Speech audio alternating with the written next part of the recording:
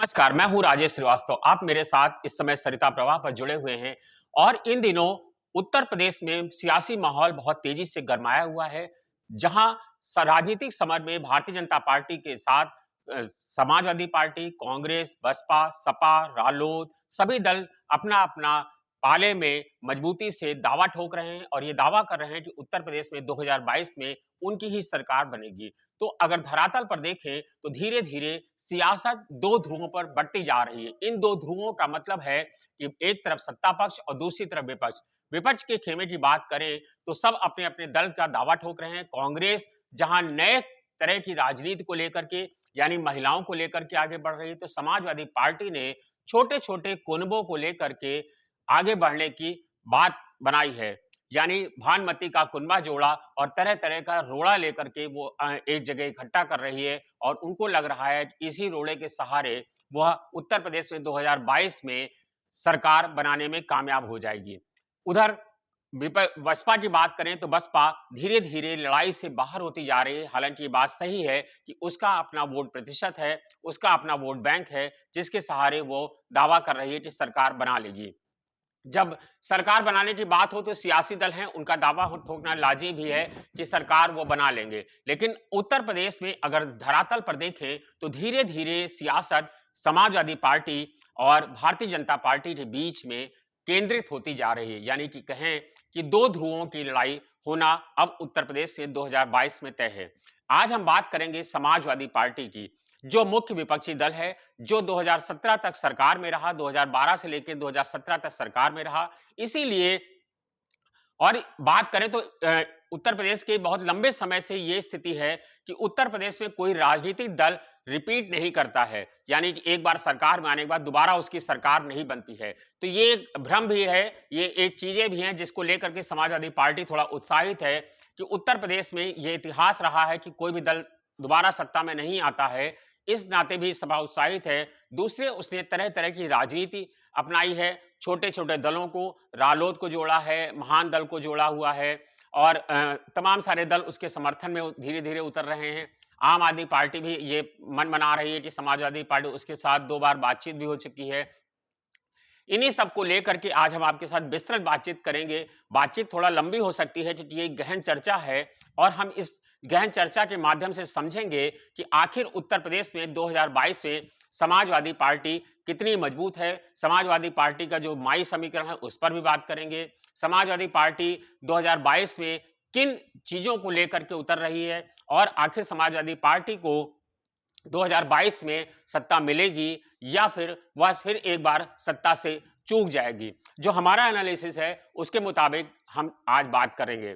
आज इस चर्चा को शुरू करने से पहले यह जानना जरूरी है कि आखिर समाजवादी पार्टी का पिछला क्या इतिहास रहा है। यानी जब 2017 में चुनाव हुए थे तब उसको कितना वोट प्रतिशत मिला था। इन सबको बारीकी को समझने के लिए आप ये जानना होगा कि पिछली बार जब 2017 में समाजवादी पार्टी ने सरकार बनाई थी, विरोध में थी और भारतीय जनता पार्टी चुनाव में जीती थी, तो आखिर ये समझना पड़ेगा कि समाजवादी पार्टी उस समय राजनीतिक लिहाज से किस हाशिए पर थी।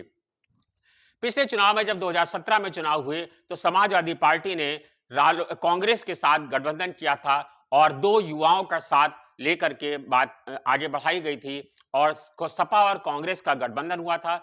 47 सीटें समाजवादी पार्टी को मिली थी और कांग्रेस को 7 सीटें मिली थी। यानी कि कुल मिलाकर के बात करें तो सपा गठबंधन को 54 सीटें मिली थी, जबकि समाजवादी पार्टी ने 311 सीटों पर अपनी लड़ाई लड़ी थी। बाकी दल उसके सहयोगी दल कांग्रेस के पास थे और अन्य छोटे-छोटे दलों के पास समाजवादी पार्टी ने अपनी सीटों का बंटवारा किया था। रालोद रालोद की बात आज हम इसलिए कर रहे हैं क्योंकि आज जब 2022 में बात हो रही है तो सपा और रालोद का गठबंधन हो चुका है। पिछली बार रालोद को सिर्फ 1 सीट से संतोष करना पड़ा था। जी हाँ, उसका 1 विधायक जीत सका था और सुहेलदेव भाजपा भाजपा यानी कि ओम प्रकाश राजभर की पार्टी। आज हम सिर्फ सपा की बात कर रहे हैं, इसलिए आज उन सभी दलों की बात करेंगे जो समाजवादी पार्टी के खेमे में आज आकर के खड़े हो गए हैं। सुहेलदेव भाजपा यानी राजभर की पार्टी को 4 सीटें मिली थी, जबकि उसका वोट प्रतिशत था 0.7%। जी हां, और समाजवादी पार्टी को मिले थे 8% टिकट 8% वोट मिला था। जबकि 2012 में जब उसकी सरकार बनी थी तो समाजवादी पार्टी को करीब 29.9% वोट मिला था, जिसके बाद 2012 में प्रचंड बहुमत की सरकार समाजवादी पार्टी ने बनाई थी। यहाँ ये देखना भी सही होगा कि समाजवादी पार्टी ने जब 2012 में सरकार बनाई थी तब उसको 29.9% वोट मिले थे, और जब 2017 में समाजवादी पार्टी ने विपक्ष में रही और सरकार बनाने से चूक गई तो उसे 21.8% वोट मिला। यानी कि कुल कहा जाए तो 7.49% की कमी उसके वोट प्रतिशत में आई, और उसका लिहाजा ये हुआ कि वो 200 सीटों का 202 सीटों का जो जादुई आंकड़ा होता है उससे चूक गई और सिर्फ 47 सीटों पर आकर के समाजवादी पार्टी सिमट गई। इसके अलावा हमें और चीजें भी समझनी पड़ेगी कि 29.29% वोट पाकर के जो पार्टी समाजवादी पार्टी सरकार बना सकती थी वह 21.9% पर कैसे आ गई, क्या उसके पीछे आंकड़े रहे। 8% वोटों का नतीजा ये रहा कि उसके सीटों की संख्या 224, यानी 2012 में जब वो थी तो 224 थी, और 224 से घट करके अब उसका आंकड़ा जा करके 247 पर जा करके टिक गया। ये स्थितियां हैं जो बताती हैं कांग्रेस के साथ गठबंधन के चलते वो सिर्फ 311 सीटों पर लड़ी थी। जबकि जब रिजल्ट आए थे 2017 में तो जो आंकड़ा हमारे सामने आया उसमें पता चलता है कि समाजवादी पार्टी 142 सीटें ऐसी थी, हालांकि उसके वोट प्रतिशत की बात करें तो उसके वोट प्रतिशत में महज 7.49 यानी 8% की मोटा मान ले तो कमी आई थी। लेकिन समाजवादी पार्टी 142 सीटें ऐसी थी जिन पर लड़ाई में ही नहीं थी, यानी कि वो सीटें जो जहां समाजवादी पार्टी बहुत पीछे थी, टक्कर में नहीं थी, लड़ाई में नहीं थी, और भारतीय जनता पार्टी वहां उससे बहुत आगे थी। और विपक्ष की बात करें तो विपक्ष में बसपा और कांग्रेस जैसे तमाम दल उसके आगे आकर के लड़ाई में आ गए थे।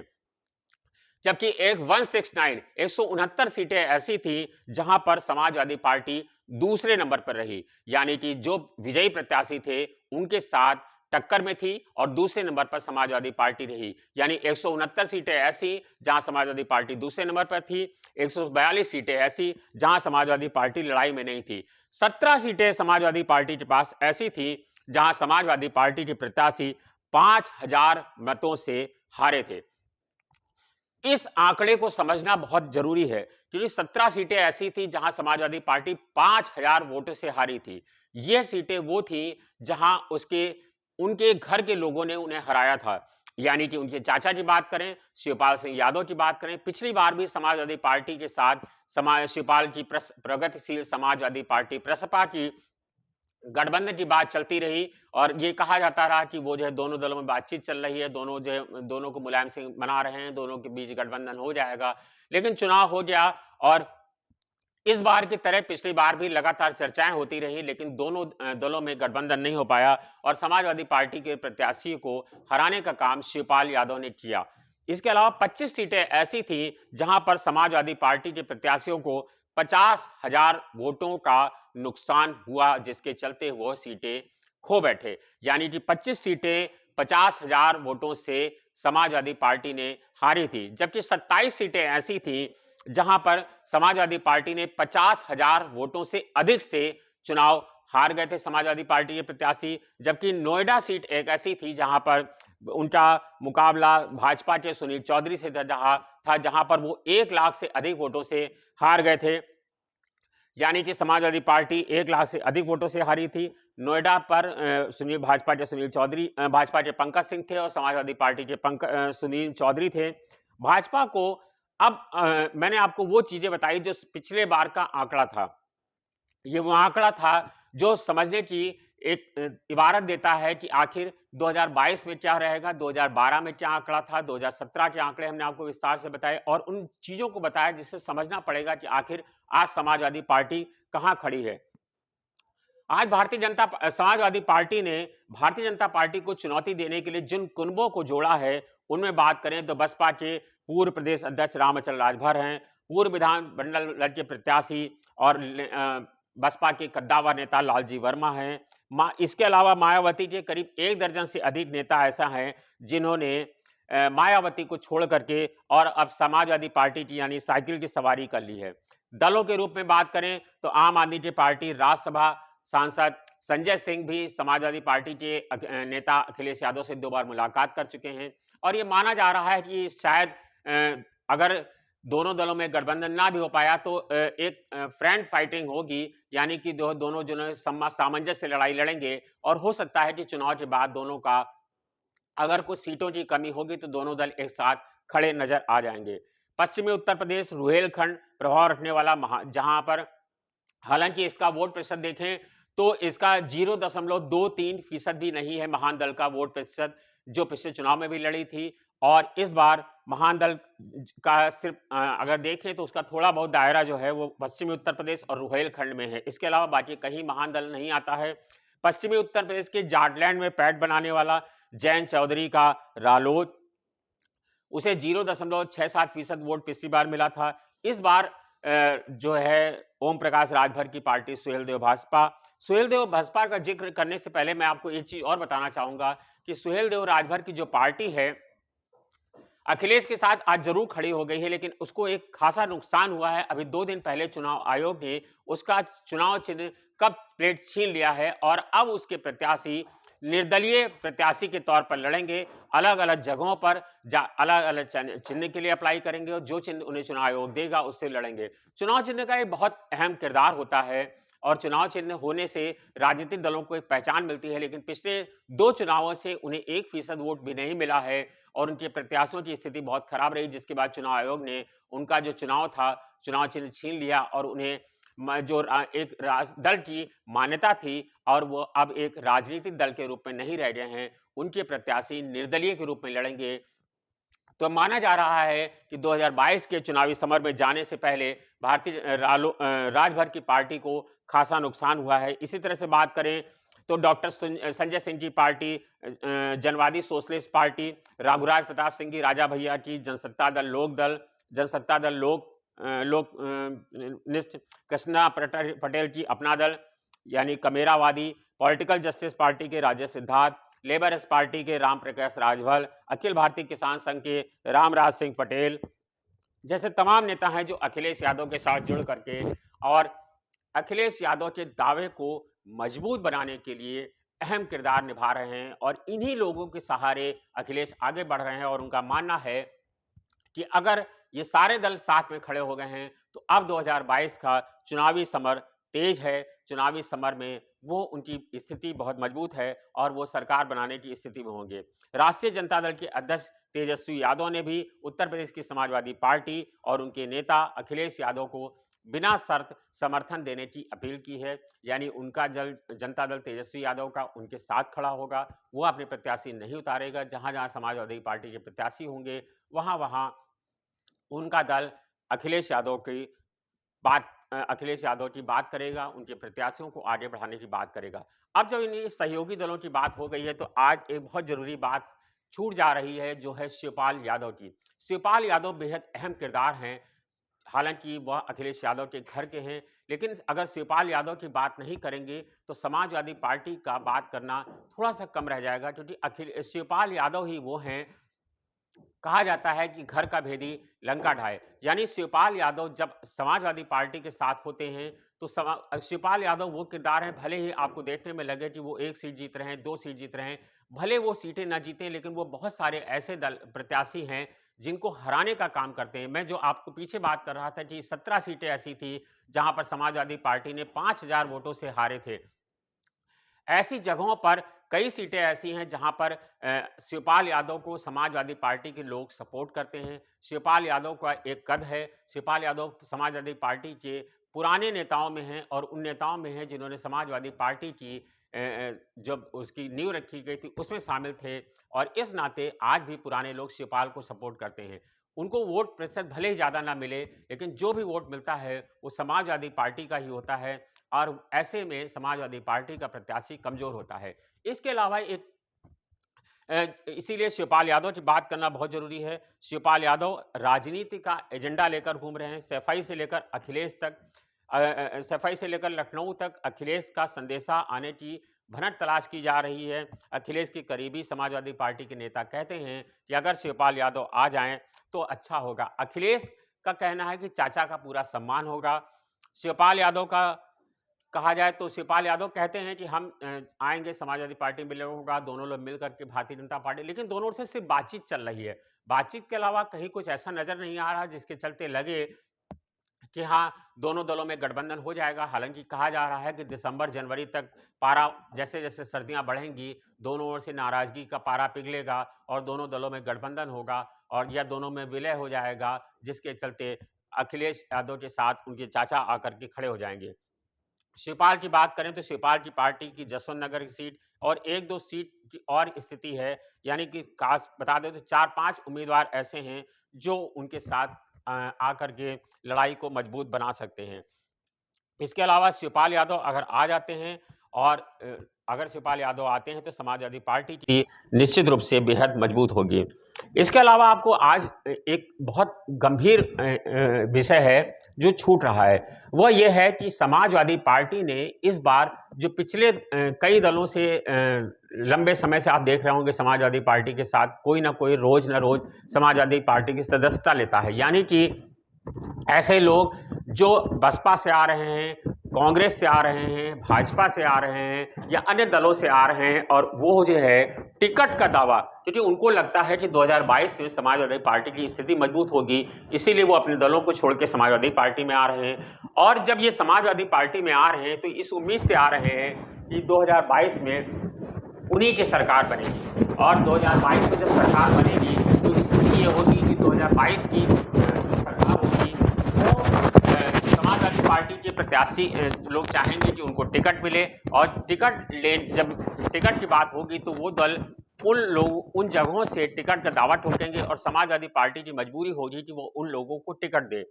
क्योंकि अगर जो है समाजवादी पार्टी उन लोगों को टिकट देगी, ऐसे करीब जो है 81 सीटें ऐसी हैं जो सरिता प्रभा ने एक बहुत विस्तृत अध्ययन किया है।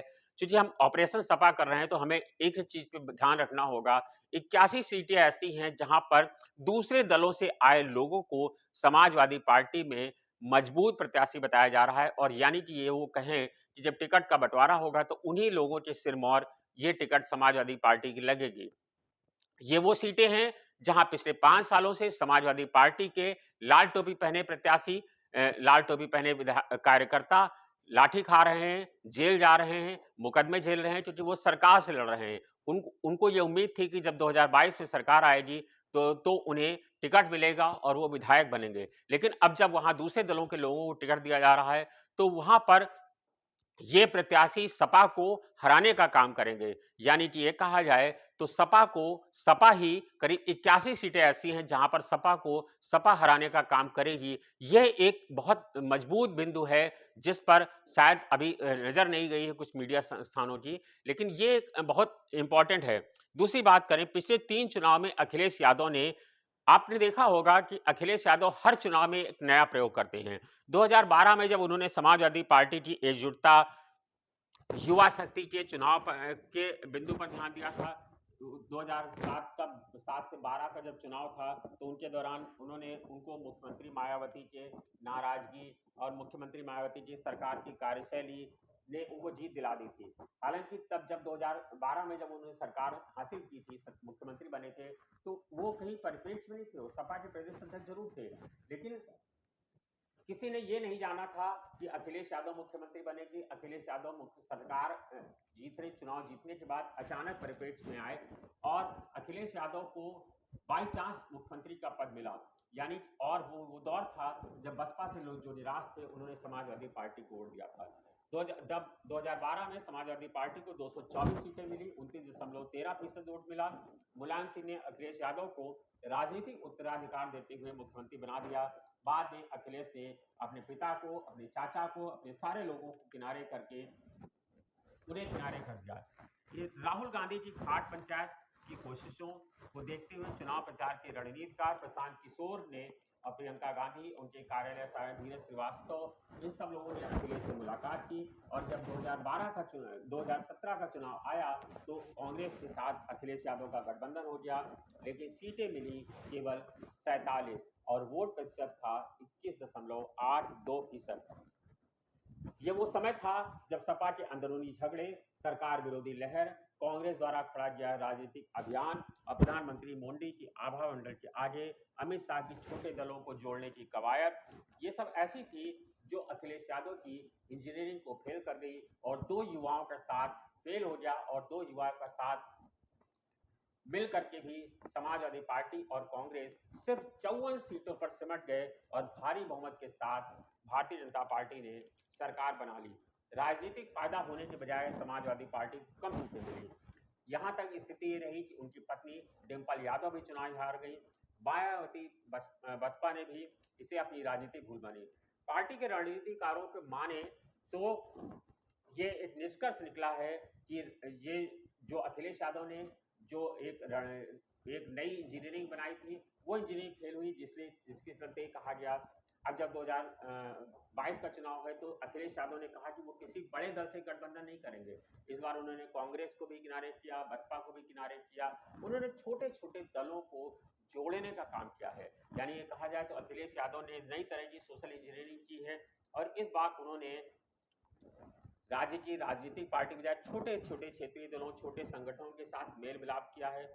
अखिलेश का जादू कितना चलता है, यह भी अब देखने की बात होगी। इसके अलावा बात करें जो अगर एक बात करें कि यूपी में आखिर किसकी सरकार बन सकती है, तो 2022 की अगर बात करते हैं तो उत्तर प्रदेश में भारतीय जनता पार्टी को 41% सीट हासिल हो सकती है।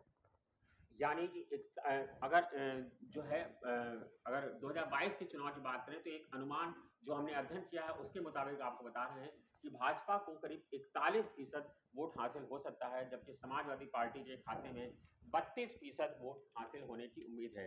ये इसलिए मैं कह रहा हूं क्योंकि जो है समाजवादी पार्टी ने जो वोटों का सारे लोगों का समावेश किया है, यानी रालोद को किया है और जो महान दल को किया है, जो छोटे छोटे लोग उनके साथ खड़े हो गए हैं, लेकिन ये सीटों में कितना कन्वर्ट होगा ये देखने में बहुत मौजूद हो जाता है। बसपा के खाते में करीब कहा जा रहा है कि जो है 19 से 20% वोट जाएगा ही जाएगा। कांग्रेस को 6 से 7% वोट मिल सकता है, अन्य को भी 6% वोट हासिल हो सकता है। सीटों के लिहाज से देखें तो हमारा जो आकलन है उसके मुताबिक भारतीय जनता पार्टी को करीब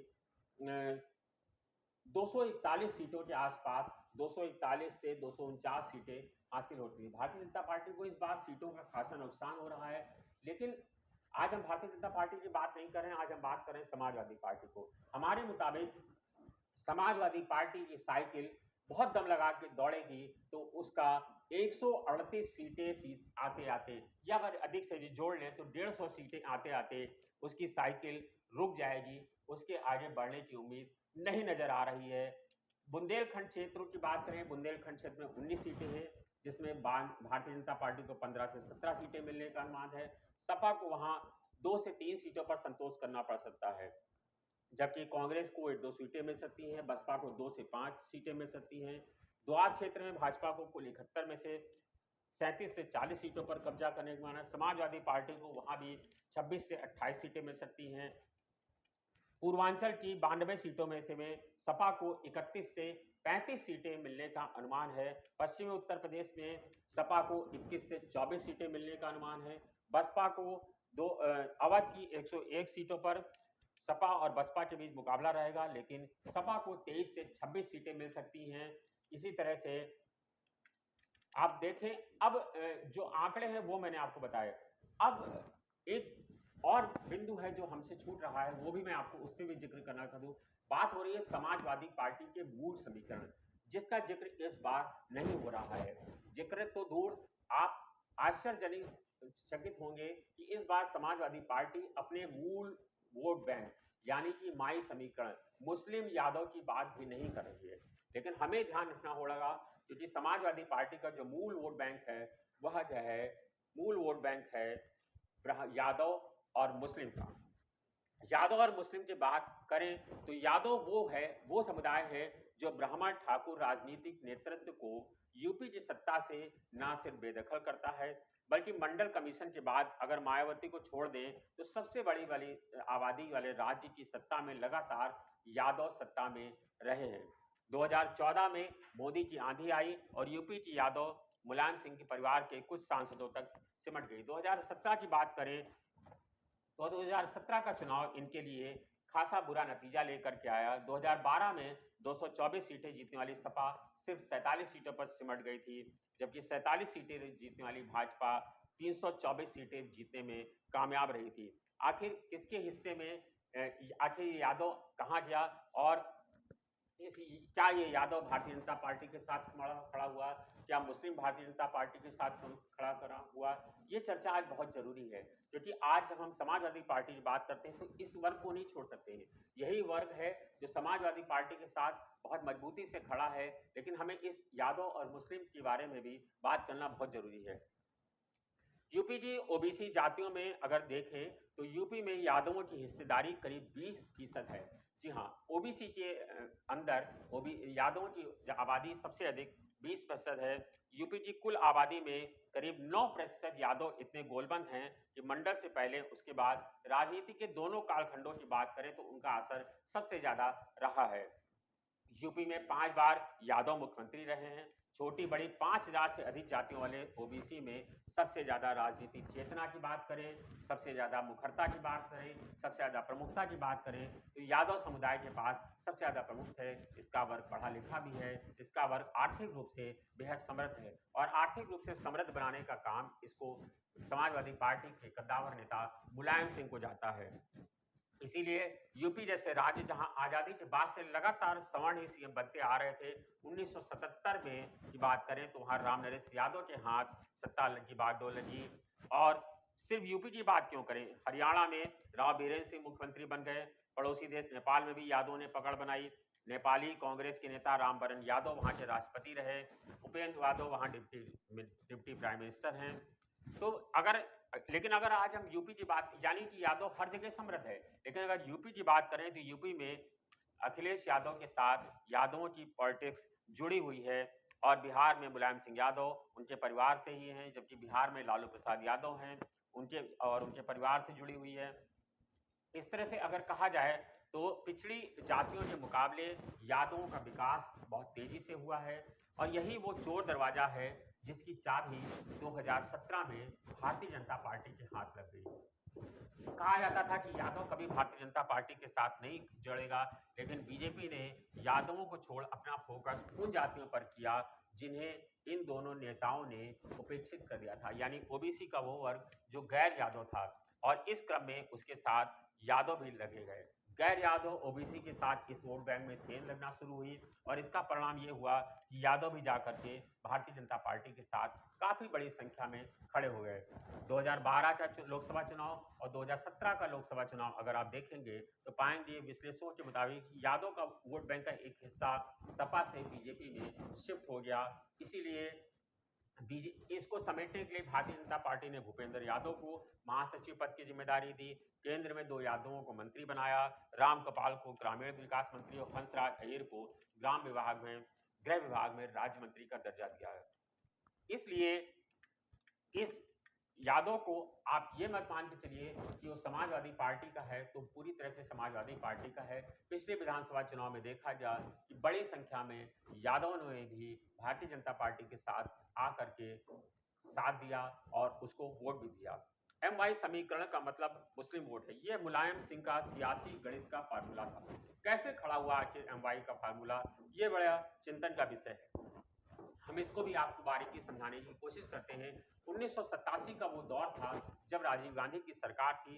राम मंदिर का मुद्दा गरमाया तो उसकी आंच से मेरठ भी अछूता नहीं रह गया था और यहाँ सांप्रदायिक दंगे हुए। यहाँ से हाशिमपुरा कांड हुआ जिसमें विशेष समुदाय के करीब 42 लोगों की मौत हो गई। इसी कांड के बाद मुलायम सिंह ने पहली बार मुस्लिमों के नजदीक जाकर के अपनी सियासत को तेज किया। तब यूपी में कांग्रेस की सरकार थी और वीर बहादुर सिंह मुख्यमंत्री हुआ करते थे। इसके बाद 1992 की बाबरी विध्वंस घटना हुई जिसमें मुलायम सिंह ने कहा कि परिंदा भी पर नहीं मार पाएगा। तो उसके बाद मुलायम सिंह के साथ मुस्लिम समुदाय आकर के खड़ा हो गया। तभी से कहा जाता है कि ये MY फैक्टर यानी मुस्लिम और यादव दोनों समाजवादी पार्टी के साथ खड़े हो गए हैं और ये MY समीकरण इतना तेज हुआ कि इसका सियासी फसल सिर्फ मुलायम सिंह के परिवार ने काटी और आज भी समाजवादी पार्टी के अध्यक्ष अखिलेश यादव को अपने MY समीकरण पर खासा भरोसा है और उन्हें लगता है कि कुछ भी हो लेकिन यह वर्ग ऐसा है जो सिर्फ हमारे साथ खड़ा होगा। अब समझना होगा कि लोकसभा चुनाव में 73% यादव समाजवादी पार्टी के साथ थे, जबकि 2014 के चुनाव तक इसमें भाजपा सेंधमारी कर चुकी थी और ये घटकर सपा के पक्ष में 73 से घट करके सिर्फ 53% रह गया। यानी कि 2014 के पहले के जो चुनाव थे, अगर उनकी बात करेंगे तो तब समाजवादी पार्टी के साथ पूरा हुआ था, समाजवादी पार्टी के साथ 73% यादव था और जब 2014 का लोकसभा चुनाव हुआ तो यह समाजवादी के पक्ष में सिर्फ 53% रह गया। बीजेपी को भी 27% यादव समुदाय का वोट पात हासिल हुआ, जबकि 2009 में इसमें इस जाति के सिर्फ 6% ही वोट उसको मिले थे। कांग्रेस ने 2009 में 11% वोटों का यादवों का समर्थन हासिल किया, 2014 में वो सिर्फ 8% रह गया। और आपको बता दें बसपा के पक्ष में ये यादव कभी नहीं गया, भाजपा के पक्ष में गया। भाजपा के पक्ष में 27% यादव 2014 के लोकसभा चुनाव में खड़े हो गए, तो कांग्रेस के साथ 11% खड़े हो गए, लेकिन बसपा के साथ 5% से अधिक यादव कभी नहीं आया। ये वो वक्त था जब 2009 में भारतीय बहुजन समाजवादी पार्टी, 2007 में समाजवादी पार्टी की सरकार थी, तब भी यादव सिर्फ उसके साथ 5% ही गया था। यानी यादव का पहली पसंद समाजवादी पार्टी है और वो समय समय पर चीज़ों को समझता है और जो पढ़ा लिखा यादव समुदाय है वह अपनी देखता है कि कहाँ उसकी स्थिति मजबूत है, ऐसे में वो भारतीय जनता पार्टी के साथ शिफ्ट होता है। और पिछले चुनाव में, लोकसभा चुनाव में 27% यादव बीजेपी के साथ गया और यही हाल कमोवेश विधानसभा का भी रहा। विधानसभा में भी करीब 35% यादव उनके साथ गया। तो कांग्रेस को 4-5% से ज्यादा वोट कभी नहीं मिला। 2007 में 72%, जबकि 2012 में घटकर से 66% वोट हासिल हुआ। बीजेपी लगातार इस यादव समुदाय को अपने साथ लाने की, जाति पैड बनाने की कोशिश करती रहती है, लेकिन योगी सरकार में देखें तो यादव मंत्रिमंडल, पूरे मंत्रिमंडल में सिर्फ एक ही यादव को जगह मिली है। अन्य जातियों में भी उपनामों के हिसाब से उनमें से एक दूसरे से कुलीन और श्रेष्ठ होने की बात कही जाती है। ग्वाल, ढंढोर के नाम पर भी इसमें सियासी बेचैनी को देखती मिलती है। इसी का फायदा बीजेपी उठाने की कोशिश लगातार करती है।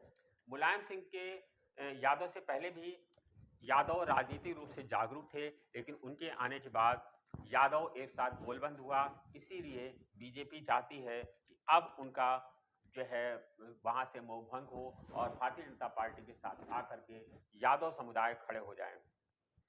लेकिन बीजेपी के अगर ठीक से आप अध्ययन करेंगे तो आपको मालूम होगा कि बीजेपी सेंधमारी में काफ़ी हद तक कामयाब हो चुकी है और यादव वोट बैंक में सेल लगाने में इसलिए कामयाब है क्योंकि यादवों की हिंदू धर्म में गहरी आस्था है। वे श्री कृष्ण को अपना आराध्य मानते हैं। ऐसे में बीजेपी धर्म और आस्था को बल पर आसानी से उनके नज़दीक खड़ी जाती है। ग्वाल ढंढोर को लगता है कि जो स्पेस बन रहा है इसमें भी वो सेम लगा रही। इससे बड़ा तर्क ये है कि मुलायम सिंह, अखिलेश यादव यूपी के यादवों को बराबरी की नज़र से शायद नहीं देख पाए, इसीलिए वो बीजेपी की तरफ शिफ्ट हो गए। यादव समुदाय के अंदर यूपी में पॉलिटिक्स मुलायम सिंह यादव के इर्द गिर्द ही घूमती है। इससे पहले राम नरेश यादव थे, उसके बाद सबसे बड़े यादव नेता हुआ करते थे। सफाई में जन्मे मुलायम सिंह 1967 में पहली बार विधायक चुने, फिर 7 बार विधायक बने, 3 बार 1989 से 1993 से 95, 2003 से 2007, 3 बार वो सीएम बने। 1968 से 1998 तक रक्षा मंत्री रहे। मुलायम सिंह यादव फिलहाल उत्तर प्रदेश की आजमगढ़ लोकसभा सीट से सांसद हैं और इससे कहा जाता है कि जो यादव है वह उनके साथ सब है। यादव ऐसा वर्ग है जो सभी पार्टियों में है, लेकिन यूपी में उसका झुकाव हमेशा सपा की तरफ रहा है क्योंकि उसको लगता है कि सपा में उसकी लीडरशिप है। इसलिए 2014 के चुनाव में जरूर यादव जो है यह बीजेपी की तरफ शिफ्ट हुआ था, लेकिन यूपी यादवों का असली उभार 1977 में हुआ जब जनता पार्टी की सरकार में आजमगढ़ में दंगा हुआ था। योगी सरकार ने 2017 में जब सरकार बनाई तो उसने ओबीसी का एक रिजर्वेशन कमेटी बनाई, 5 सदस्यीय कमेटी बनाई, जिसके बाद यादव बड़ी संख्या में उसके साथ जुड़ गया था। ऐसे में माना जाता है कि यादव समुदाय को अगर अखिलेश यादव पूरी तरह से नहीं समेट पाए तो वो उनके साथ भारतीय जनता पार्टी के साथ दे देगा। अब बात करते हैं मुस्लिम की। कहा जाता है कि मुस्लिम भारतीय जनता पार्टी को वोट नहीं देते, लेकिन अगर आप इन आंकड़ों के लिहाज से देखेंगे तो देखेंगे सीडीएस के मुताबिक 2014 के चुनाव में राष्ट्रीय स्तर पर लगभग 8.5% मुस्लिम वोटरों ने बीजेपी पर भरोसा जताया था। यूपी में 10% मुस्लिमों ने बीजेपी को वोट किया था पिछले विधानसभा चुनाव में। मुसलमान भाजपा को वोट नहीं करते, फिर भी वो उनका ख्याल रखती है। ये मुसलमानों का मानना है, क्योंकि मुसलमानों को लगता है कि इस बार जो अभी हमारी पिछले दिनों एक बड़े मुस्लिम नेता से बात हो रही थी, तो उन्होंने कहा कि ये ज़रूर बार-बार कहा जाता है कि मुस्लिम भाजपा जनता पार्टी को वोट नहीं करते। लेकिन उन्होंने कहा कि अगर हम देखेंगे योगी आदित्यनाथ के 5 साल के कार्यकाल को देखेंगे, तो हमें लगता है कि यादवों का मुस्लिमों का नुकसान हुआ है, लेकिन हमारा नुकसान ये बस खास करके ये हुआ है कि हमको कोई प्रगति नहीं मिल पाई। लेकिन उन्होंने कहा कि सबसे बड़ी राहत की सांस ये है कि पिछले 5 सालों में कोई दंगा नहीं हुआ, और जब दंगा होता है तो सबसे ज़्यादा हमारी बिरादरी के लोग ही मारे जाते हैं, हमारे समाज के लोग ही मारे जाते हैं। इस बार कोई दंगा नहीं हुआ, तो मुस्लिम समाज पूरी तरह से संतुष्ट है कि हमारा नुकसान नहीं हुआ, हमारे लोग नहीं मारे गए, दंगे नहीं हुए, क्योंकि दंगे के बाद हमारे ऊपर ही, हमारे कौम के ऊपर ही सबसे ज़्यादा नुकसान होता है। मुसलमान बीजेपी को कहा जाता है कि मुसलमान बीजेपी को छोड़कर किसी को भी वोट कर सकते हैं, लेकिन ये ऐसा नहीं है। बहुत सारे लोग मुस्लिम ऐसे हैं जो भारतीय जनता पार्टी को वोट देते हैं। भारतीय जनता पार्टी बात करें तो लोगों की धारणा की उत्कृष्ट 4-5% तक मुसलमान 4 से 7% वोट ऐसा है जो मुस्लिम बीजेपी को वोट देता है। Centre for the study of developing society यानी सीएसडीएस के मुताबिक 2014 के चुनाव में देखें तो मुस्लिम वोटों का करीब 8.5% वोट बीजेपी के पक्ष में गया था। बीजेपी को इससे पहले इतना मुस्लिमों का इतना समर्थन कभी नहीं मिला था। यूपी में लोग 10 अगर देखें तो ये यूपी का वोट प्रतिशत 10% था। 2014 से पहले बीजेपी को सबसे ज़्यादा 7% मुसलमानों का सपोर्ट 2004 में मिला था। 1998 में 5%, 1999 में 6% वोट मुस्लिम बीजेपी के साथ खड़ा हुआ था। हालांकि ये सच है कि 2014 में राष्ट्रीय स्तर पर सबसे ज़्यादा 37.6% वोट कांग्रेस को मिला था, जबकि यूपी में 58% मुस्लिमों ने सपा पर भरोसा जताया था। अगर देखें तो भाजपा के पिछले 3-4 इलेक्शन में 7% के आसपास 7%, 8%, 4%, 5% के वोट भारतीय जनता पार्टी को मुस्लिमों का जा रहा है। ऐसे में ये नहीं कहा जा सकता है कि 2009 में उसे सबसे कम मुस्लिम वोट मिला था। लोकल एवं पर्सनल कंडीशनल वोट होता है मुस्लिमों का। वो देखते हैं कि जहां पर उनका प्रत्याशी नहीं जीत रहा है, तो एक ऐसा वर्ग भी है जो बीजेपी को वोट करता है। यानी मुस्लिम हवा के रुख को देख करके वोट करते हैं। बीजेपी के पक्ष में पहले के मुताबिक मुस्लिमों का वोट परसेंटेज बढ़ा था। मुस्लिम भी हिंदुओं की तरह उम्मीदों की लहर पर सवार थे। उन्हें लगता था कि बीजेपी खास तौर पर नरेंद्र मोदी देश के लिए अच्छा करेंगे, इसीलिए उन्होंने बड़ी संख्या में वोट किया था। ये सब चीज़ें हैं जिसको समझना पड़ेगा। मुस्लिमों में ऐसे बड़े नेता हैं, मुख्तार अब्बास नकवी हैं, एमजे अकबर हैं, शाहनवाज हुसैन हैं, साजिया इल्मी जैसे लोग हैं जिन्होंने मुस्लिमों को भारतीय जनता पार्टी से जोड़ा है। तो ऐसे में ये नहीं कहा जा सकता है कि मुस्लिम उनके साथ नहीं जाएगा, यादवों के साथ नहीं जाएगा। ये सब चीज़ें हमें समझनी पड़ेंगी। ये सब चीज़ों को समझने के साथ साथ यानी अब ये देखा जाए तो और अगर कुल निष्कर्ष निकालें तो ये साफ हो जाता है कि उत्तर प्रदेश में समाजवादी पार्टी के पक्ष में भले ही कितने सारे लोग खड़े हो गए हों, आज जो समीकरण है, अभी आज हम जब आपसे बात कर रहे हैं तो दिसंबर का पहला सप्ताह खत्म हो चुका है, और आज की स्थिति तक आकलन करें तो भीड़ भले ही आपको समाजवादी पार्टी के खेमे में बढ़ती दिखे, समाजवादी पार्टी में ज्वाइनिंग करने वालों की संख्या बढ़ती दिखे, लेकिन हमारा जो आकलन है उसके मुताबिक समाजवादी पार्टी का दम 150 सीटें आते आते फूल जाएगा। धन्यवाद, शुक्रिया।